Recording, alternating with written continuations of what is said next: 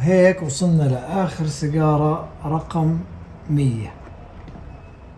مرحبا شباب، اليوم رجعنا لكم فيديو جديد حكينا لكم راح نعمله قبل فترة، وهنا اليوم راح نعمله. الفيديو اليوم راح يبين لك أضرار استخدام الدخان على رئة الإنسان. تمام؟ معانا اليوم في تجربتي اليوم راح نعمل 100 سيجارة. طبعا ممكن تفكر انه العدد كبير 100 سيجارة، لا، ال 100 سيجارة مش كثار، هم عبارة عن 5 باكيتات دخان. يعني انت ممكن تدخنهم في 5 ايام وممكن اقل كمان. تمام؟ فاليوم راح نعمل هاي التجربة، عملناها قبل هيك بس كانت مبسطة، اليوم راح نعملها بشكل علمي بحت.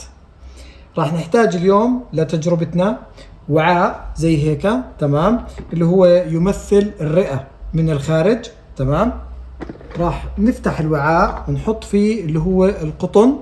راح نحط القطن كلياته جوا الوعاء، تمام، اللي هو بيمثل رئة الإنسان من الداخل، عشان نشوف لما تستخدم انت 100 سيجارة او 5 باكيتات دخان، يعني بتستخدمهم في اقل من اسبوع، شو تأثيرهم هدول على الرئة. طبعا المكونات التجربة زي ما حكينا، الوعاء، قطن، الغطاء، وراح نثبت من هون المكان اللي بدنا نحط فيه السيجارة، نغلقه. عملنا هون المدخل، تمام، او المخرج، تمام، متصل في انبوب زي هيك. نهاية الانبوب راح نحطها باي جهاز شفط. تمام؟ عندنا هون مثلا زي البلور هاد، راح نحطه من هون هيك ونشغله، وبمثل اداة شفط. تمام؟ او اي جهاز ثاني اذا انت حبيت تعمل التجربة. زي ما انتم شايفين هيك التجربة جاهزة. راح نجيب السيجارة ونحطها في مكانها. هلا راح نولع السيجارة وبتبلش عملية الشفط.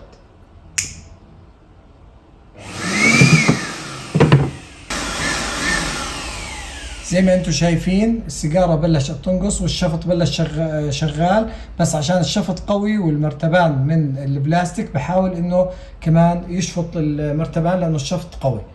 تعالوا نشوفوا عن قرب.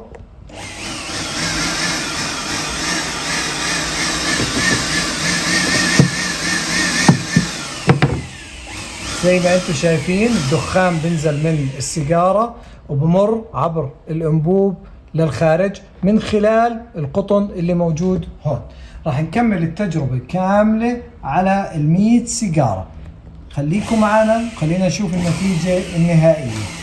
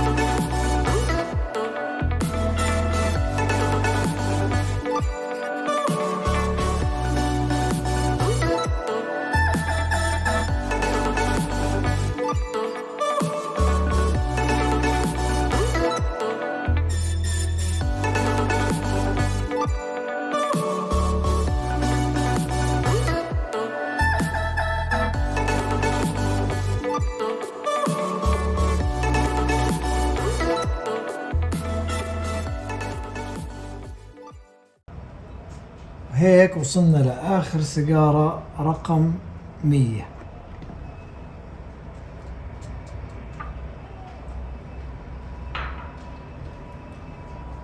زي ما انتم شايفين دخان مليان، القطن تقريبا كله قلب على صفار. خلينا هلا نفتحها ونشوف النتيجة من الداخل.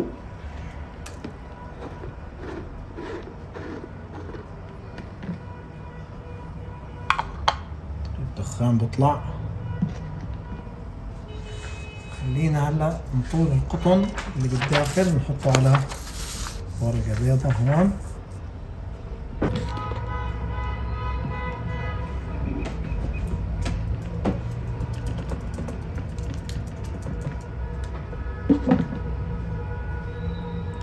زي ما انتم شايفين القطن تقريبا كله اصفر، اللي كان قريب من المدخل زي ما انتم شايفين كيف. هاي كلياتها مادة القطران بتتجمع عندك جوا الرئة. شايفين كيف؟ هذا عبارة عن الفلتر اللي بيكون بالسيجارة. شايفين؟ اغلبهم كلياتهم هذا اللي هو مادة القطران حولت القطن الابيض للون الاصفر. طبعا هاي كلياتها مواد سامة.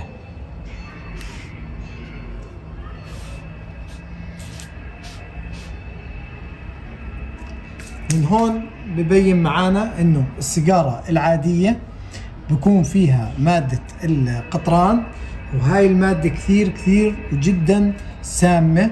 عشان هيك انا بتمنى انه من الجميع يترك الدخان وعادات الدخان هاي كلياتها يتركها، ويحاول يبعد عن كل انواع الدخان بشتى انواعها، سواء سجاير عادية او ايكوس او فيب او اي اشي. هلا احنا في تجربة اليوم عملنا اللي هو السيجارة العادية.